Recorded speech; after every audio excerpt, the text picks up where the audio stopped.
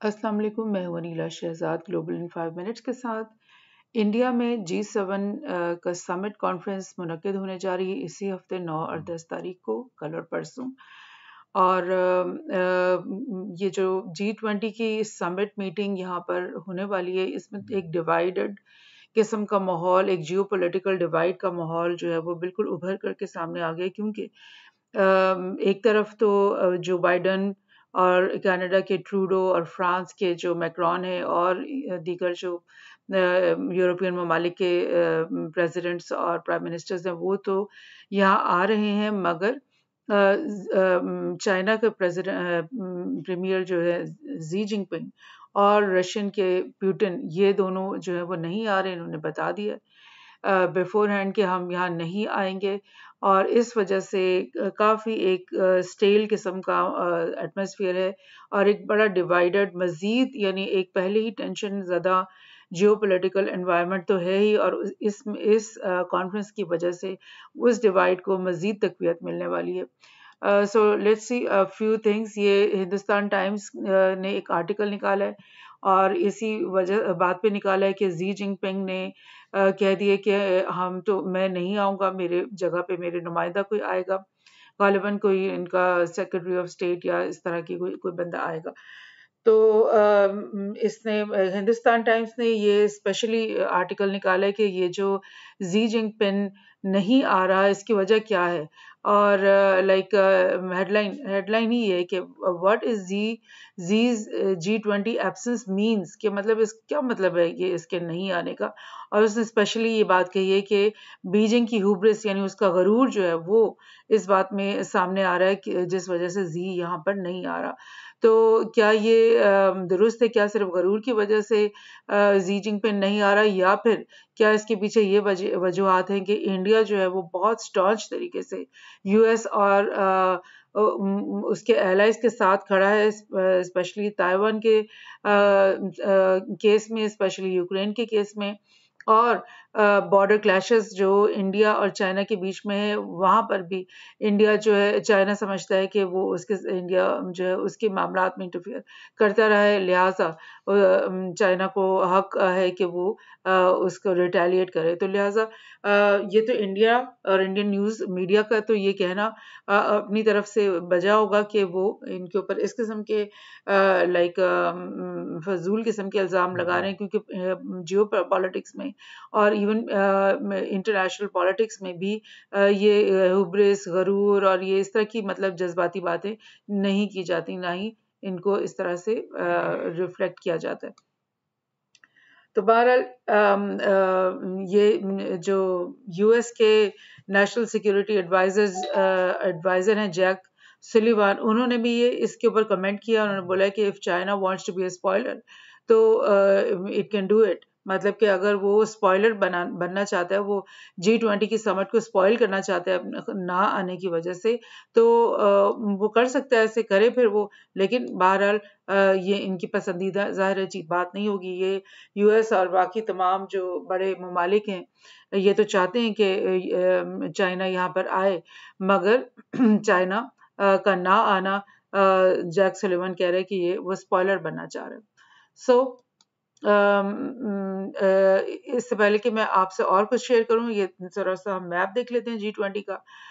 कि इसमें ये आपको ऑरेंज कलर के जितने भी ममालिक हैं, 20 ममालिक हैं दुनिया के बड़े बड़े, जिनमें G7 के बारे में मैं आपको बताती हूँ कि ये कंट्रीज हैं Canada, US, France, Germany, Italy, UK और जापान। ये 7 कंट्रीज का G7 का जो ग्रुप बना हुआ है, बिकॉज ये समझते थे कि दुनिया की वर्ल्ड इकोनॉमी के ऊपर ये डोमिनेंट है और सबसे बड़े ग्लोबल इकोनॉमीज हैं ये, और वाकई ये थे कुछ अरसे पहले। तो इन्होंने G7 का ये ग्रुप बनाया था, और ये अपने आपस के ट्रेड ऐसे डील्स बनाते थे और इंटरनेशनली भी बनाते थे कि सबसे ज़्यादा फ़ायदा इन्हीं को पहुंचता था। और इन्हीं G7 ने अपने ग्रुप को बढ़ाते हुए एक G20 का ग्रुप बना रखा है, जिसमें ये 20 ममालिक है, जिसमें इनके अलावा Mexico, Brazil, Argentina, South Africa, Saudi Arabia, even Turkey और लाइक ऑस्ट्रेलिया, और ये इंडोनेशिया आप देख रहे हो इधर, और जापान, और ये लाइक साउथ कोरिया, आप देख रहे हो यहाँ पर, ये सब ममालिक को इन्होंने डाल रखा है। लेकिन अब प्रॉब्लम ये है कि जब से यूक्रेन वॉर शुरू हुई है, रशिया को तो इतना ज़्यादा इन्होंने सैंक्शंस कर दिए हैं, इवन पुतिन को उन्होंने एक वॉर क्रिमिनल इंटरनेशनल कोर्ट में भी डलवा दिया है। और पुतिन के लिए ये बड़ा डिफिकल्ट है कि वो किसी भी मुल्क में, अनफ्रेंडली मुल्क में ट्रैवल करे और वो यूएन के मेंबर होने के नाते वो मजबूर हो जाए कि यूएन को या इंटरपोल को इजाज़त दें कि पुतिन को वहाँ से गिरफ्तार कर लिया जाए। सो लिहाजा पुतिन तो कहीं आता जाता है भी नहीं ज़्यादा। मगर जी जिनपिंग की तो ऐसी कोई इश्यू नहीं है, वो तो दुनिया के हर मुल्क में ट्रैवल करता रहता है और दौरों पे रहता है अक्सर। तो लेकिन पुतिन ने तो खैर कर ही दिया कि ज़ाहिर है मैं नहीं आऊँगा, मेरी जगह सर्गी लावरोव आएंगे जो उसके फॉरेन मिनिस्टर हैं उनके। लेकिन चाइना ने भी अब कह दिया कि वो नहीं आएगा। सो अब ये इंडिया का एक उसको खाम में स्नब करना और बुरा भला कहना, जबकि इंडिया अच्छी तरह से जानता है कि वो एक क्वाड का मेंबर है, जिसमें इंडिया, ऑस्ट्रेलिया, जापान और यूएस, ये 4 लोग शामिल हैं। और क्वाड के अंदर रहते हुए वो मुस्तकिल चाइना को और ताइवान को के सिलसिले में चाइना को स्नब भी करता रहता है, वार्निंग्स भी देता रहता है। और इनकी आपस की जो मिलिट्री अलायंसेस हैं वो खुल्लम खुल्ला वो ये कहकर बना रहे हैं कि हम चाइना के खिलाफ, चाइना को काउंटर करने के लिए ये मिलिट्री अलायंसेस बना रहे हैं। तो अगर आप ऐसे अलायंसेस में का पार्ट हो गए तो फिर क्यों चाइना आपके मुल्क में आकर किसी खैर सगाली किस्म के समिट का हिस्सा बनेगा? ऐसे तो नहीं होता कि आप एक मुल्क को कॉर्नर करते जाओ हर लिहाज से, हर तरफ से, हर एंगल से, और वो मुल्क आपके साथ दोस्ती का हाथ बढ़ाता ही चला जाए। हालांकि आपको मैंने पहले भी पॉडकास्ट में बताया कि चाइना का इससे पहले हमेशा ये रवैया रहा है कि इंडिया को अपने हर फोरम में का हिस्सा बनाए। फॉर इंस्टेंस जो शंघाई कॉरपोरेशन ऑर्गेनाइजेशन है, एससीओ, उसका भी मेंबर बना रखा है। और भी तमाम उनकी जो होती हैं समिट्स वगैरह, डिफरेंट चीज़ें, उसमें वो कोशिश करते हैं कि इंडिया को अपना पार्टनर बना के रखें। मगर इंडिया को ये बात समझ नहीं आ रही है कि वो इस रीजन में रहते हुए,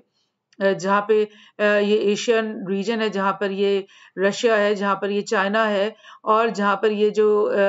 इस तरह की साउथ ईस्ट एशिया की कंट्रीज हैं, ज़्यादातर एलाइड है चाइना के साथ, और इवन पाकिस्तान एलाइड है चाइना के साथ। इवन सेंट्रल एशियन कंट्रीज जो हैं वो बीआरआई के प्रोजेक्ट्स के साथ पूरी तरह से अलाइन है। और अब मिडल ईस्ट का जो सारा सिनेरियो है और नॉर्थ अफ्रीका का, वो सब अलाइन हो गए हैं अपना चाइना के साथ। और इवन अभी ये जो ब्रिक्स की कॉन्फ्रेंस हुई है,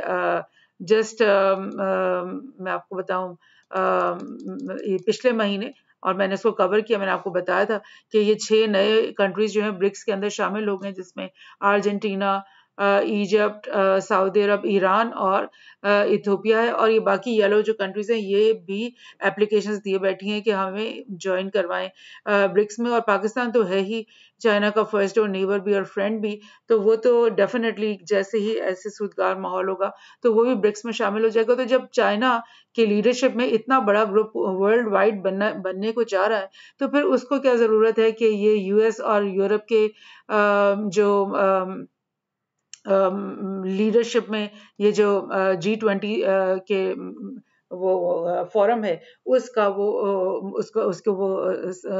उसके साथ चले। क्योंकि इसी G20 के जो फोरम में टर्की है, और ये अपना सऊदी अरब है, साउथ अफ्रीका है, इवन ये ब्राज़ील और अर्जेंटीना, ये तो सब ब्रिक में आ चुके हैं। और इंडोनेशिया और मलेशिया ने भी, और इन तमाम ममालिक ने भी दरख्वास्तें दे रखी हैं।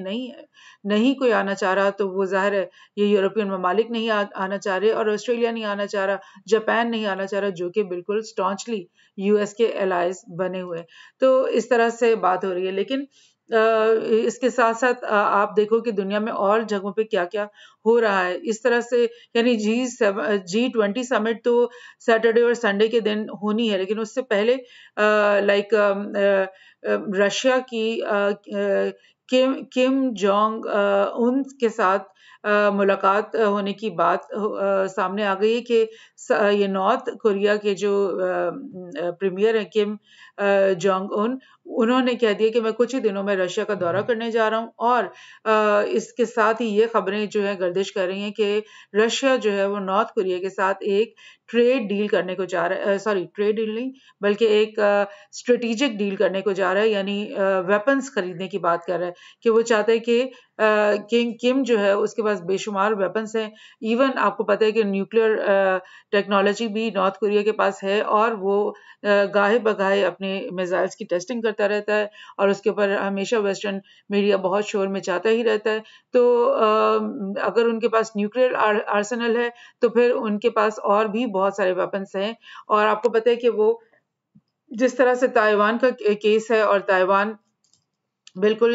हर वक्त जंग के खतरे में रहता है, इसी तरह से नॉर्थ कोरिया भी हमेशा जंग के खतरों में रहता है, बिकॉज जापान उसके सामने खड़ा है, बिकॉज ऑस्ट्रेलिया उसके सामने खड़ा है, और यूएस की सारी मिलिट्री जापान में इंस्टॉल हुई हुई है। तो वो उन सब का मकसद है कि नॉर्थ कोरिया को भी किसी तरीके से डिफीट करना, और नॉर्थ कोरिया के खिलाफ उनके बयान तो आप लोग अक्सर सुनते ही रहते हैं। सो ये एक बहुत मसला पड़ गया वेस्ट को, बिकॉज वो नॉर्थ कोरिया के बारे में ये खबर आ गई है कि वो मॉस्को को वेपन्स प्रोवाइड करने को जा रहा है, क्योंकि यूक्रेन के फ्रंट में रशिया को चाहिए वेपन्स, और नॉर्थ कोरिया अब शायद इस तरह के वेपन्स पुतिन को देगा। हालांकि रशिया के पास पहले से ही काफी वेपन्स है, लेकिन फिर भी और लेने में कोई हर्ज नहीं है। लेकिन इसके साथ साथ ये बीबीसी ने जो ये रिपोर्ट इस पे बनाई, उन्होंने बोला कि वेपन्स का तो एक तरह से मसला है, लेकिन और भी कुछ मसले हो सकते हैं, क्योंकि अगर इनके दोनों का आपस में कोई स्ट्रेटेजिक बात हो गई, अलायंस टाइप की हो गई, तो फिर रशिया के डिफेंस मिनिस्ट्री सर्गी शोइगु ने जिस तरह से कुछ ही दिन पहले कहा है कि क्यों ना रशिया, चाइना और नॉर्थ कोरिया मिल करके ज्वाइंट नेवल एक्सरसाइजेस कर लें, बिल्कुल वैसे ही जैसे कि पिछले ही हफ्ते यूएस, साउथ कोरिया और जापान ने ये एक कंडक्ट की थी नेवल ड्रिल्स, बिल्कुल चाइना और नॉर्थ कोरिया के बॉर्डर के सामने आकर के इन्होंने यूएस के जहाज, जापान के जहाज और साउथ कोरिया, ये साउथ कोरिया है, ये सब इन तीनों मुल्कों ने मिलकर ये एक्सरसाइजेस किए। तो क्यों ना रशिया और चाइना और नॉर्थ कोरिया मिलकर यहाँ पर अब एक ड्रिल्स करें। तो ये बात कितनी खतरनाक हो जाएगी, बिकॉज वो लोग यूरोप और यूएस और ये लोग तो समझते हैं कि हम ही सिर्फ डरा सकते हैं, बाकी तो सब डरे ही रहेंगे इनसे, लेकिन अगले भी अब डराने पे आ गए। तो अब इसके अलावा एक और उन्होंने अंदेशा जाहिर किया बीबीसी के रिपोर्ट में, ये एक और अंदेशा उन्होंने खदशा जाहिर किया कि किम could make Putin to provide him with advanced weapon technology or knowledge. Request, अच्छा नहीं, पुतिन रिक्वेस्ट कर सकता है किम को कि जो उसके पास न्यूक्लियर टेक्नोलॉजी और नॉलेज है, जिसकी वजह से वो न्यूक्लियर वेपन्स प्रोग्राम अपना बड़ी सक्सेसफुली चला रहा है, और मिसाइल्स नए नए वो टेस्ट करता रहता है, नए नए वो इसमें इम्प्रूवमेंट करते रहते हैं, तो हो सकता है कि पुतिन उससे कहे किम से कि तुम वो अपनी टेक्नोलॉजी भी हमें ट्रांसफर करो। और हालांकि रशिया पहले से एक न्यूक्लियर पावर है, लेकिन क्या किम के पास कुछ और टेक्नोलॉजीज ऐसी कोई एडवांसमेंट्स आ गई हैं जो कि वो पुतिन से शेयर कर सकते हैं। सो ये एक बड़ा क्वेश्चन मार्क इस वक्त बना हुआ है कि ये नॉर्थ कोरिया क्यों आकर के रशिया में पुतिन से मिलने लगा। हालांकि आपको पता है कि अभी ये लोग तो क्वाड की मीटिंग्स करते ही रहते हैं, और अभी ऑस्ट्रेलिया के बॉर्डर पे भी एक मालाबार एक्सरसाइज पिछले महीने हुई है, बहुत एक्सटेंसिव किस्म की। फिर उन्होंने ये उसी के 8-10 दिन बाद यहाँ पर एक एक्सरसाइज कर ली जापान, साउथ कोरिया और यूएस ने मिलकर के। तो ये लोग तो अपना हर चीज करते ही रहते हैं, लेकिन यहाँ पर वो बर्दाश्त नहीं कर रहे कि वो कोई और दो ममालिक भी उनके खिलाफ कोई अलायंस बना लें। सो ये रशिया का मैं आपको बताऊं कि ये 2019 में दौरा इससे पहले किम ने किया था रशिया का, और वो भी बड़ी तारीखी दौरा रहा, लेकिन अब वो एक और ये दौरा करने जा रहा है कुछ ही दिनों में। अच्छा, इसके साथ साथ मैं आपको और भी कुछ न्यूज़ जो कि ज़ाहिर G20 को इफ़ेक्ट भी कर रही हैं, बिकॉज अब सारे मामलात जियोपॉलिटिक्स का मतलब ही ये है कि वो इतने करीब आ गए हैं, मामलात के इवेंट्स इतने करीब आ गए हैं। एक ही महीने में आप देख रहे हो कि 10-10, 20-20 वाक़यात ऐसे एक ग्लोबल नौइयत के होने शुरू हो गए हैं, जो कि मतलब सिनेरियोज को चेंज कर देते हैं, और उनका आपस में बड़ा गहरा ताल्लुक भी बनता है। अब यहाँ आप देख लें कि एर्दोगान जो है वो पुतिन से मिलने के लिए पहुंच चुका है, और वो लाइक ये कहकर वहाँ आया है कि जो यूक्रेन की जो ग्रेन डील है वो रुकी हुई है, बिकॉज जुलाई में पुतिन ने मना कर दिया था। पुतिन ने कहा था कि मैं यूक्रेन से जो ग्रेन्स वाले जहाज हैं वो नहीं निकलने दूंगा। क्यों? इसलिए कि जब ये डील हुई थी उस वक्त ये जो नेटो वगैरह ने इनसे यही कहा था रशिया से कि तुम यूक्रेन का रास्ता भी ना रोको, उनको भी करने दो, और हमने भी जो तुम्हारे ग्रेन्स के ऊपर सैंक्शंस लगाई हुई है वो ग्रेन्स वाली सैंक्शंस हम हटा देते हैं, तो तुम अपना ग्रेन भी बेचो जिसको मर्जी बेचना चाहते हो। तो लेकिन उन्होंने वो फिर भी उनको नहीं बेचने दिया, रशिया को वो उनका ग्रेन नहीं बेचने दिया, जिसके ऊपर गुस्से होकर पुतिन ने इनको रास्ता दोबारा रोक लिया जुलाई में। अब अर्दोगान वहां आया और वो कह रहा है कि मैं कोशिश करूंगा कि पुतिन जो है वो ग्रेन डील जो है अपनी वापस दोबारा से शुरू कर दे, लेकिन अभी तक कोई ऐसी खबर नहीं आई है कि पुतिन इस बात पे माना है, बल्कि उसके बरक्स ये हुआ है कि जो रशिया है उसने ये इस बात का ऐलान अर्दोगान के मौजूदगी में ये इस बात का ऐलान किया है कि हम जो है अफ्रीका को फ्री ग्रेन जो है पहुंचाने लगे हैं, और 2 हफ्ते के अंदर अंदर हमारा ये जो काम है ये शुरू हो जाएगा कि हमारी मुल्क से फ्री ग्रेन अफ्रीका में जाएगी। यानी कि जो ग्रेन वो इनको सेल नहीं करने दे रहा यूरोप और नेटो, अब वो कह रहे हैं कि हम वही ग्रेन जो है ना फ्री दे देते हैं अफ्रीकन नेशंस को। 6 अफ्रीकी ममालिक के अंदर इनका फ्री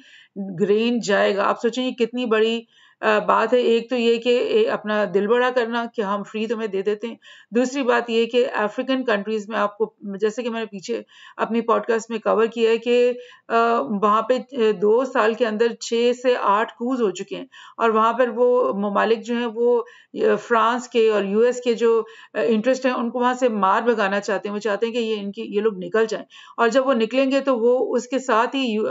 चाइना और पुतिन और ये रशिया को बुलाते हैं कि तुम लोग आ जाओ और तुम हमारे साथ सिक्योरिटी अलायंसेस कर लो ताकि ये इनसे हमारी जान छूटे, फ्रांस से और यूएस से। तो अगर ये ऐसी कोई अंडर द टेबल बातें हैं तो उन्हीं ममालिक को जो इनके साथ इस तरह की अलायंस करना चाहते हैं ट्रेड में और स्ट्रेटेजिकली, उनमें से 6 ममालिक को अगर रशिया अपना ग्रेन फ्री में भेजने की बात कर रहा है तो कोई ऐसी बहुत बड़ी बात नहीं है, लेकिन it's another again it's a global event and it's another game changer जो कैसे हो सकता है। यानी आप यूएस अपनी सैंक्शन से समझता है कि वो दुनिया की हर चीज को कंट्रोल कर लेगा, हर एक की मूवमेंट को कंट्रोल कर लेगा, मगर लोग अपना रास्ता बनाते हैं, जिस तरह कहते हैं ना पानी अपना रास्ता बनाता है, इस तरह इंसानियत भी जो है वो कभी एक जगह ठहरती नहीं है बल्कि वो अपना रास्ता बनाती रहती है। बहरहाल पुतिन और जी के G20 नहीं आने के ऊपर बाइडेन ने भी जो है वो डिसअपॉइंटमेंट का इजहार किया। उसने कहा, और इसी वक्त जबकि ये अर्दोगान और पुतिन की मीटिंग हो रही थी सूची में, उस वक्त बाइडेन का ये एक बयान आया है। उसने कहा है कि ये मैं तो बहुत मायूस हुआ हूँ कि क्यों जी यहाँ नहीं आ रहा, बिकॉज बाइडेन भी इधर आ रहा है और ट्रूडो भी इधर आ रहा है और इवन मैक्रॉन आ रहा है और बाकी भी मजीद भी आ रहे होंगे तमाम ममालिक। तो इसने बाइडेन ने बाकायदा तौर पे इस बात पे डिसअपॉइंटमेंट का इजहार किया कि ऐसे वो क्यों करने को जा रहा है। सो और भी एक चीज इसी से रिलेटेड, मैं आपको G20 से रिलेटेड एक और न्यूज बड़ी इंटरेस्टिंग और इम्पोर्टेंट है स्पेशली पाकिस्तान के लिए, कि जिन दिनों में सैटरडे और संडे को 9 और 10 सितंबर में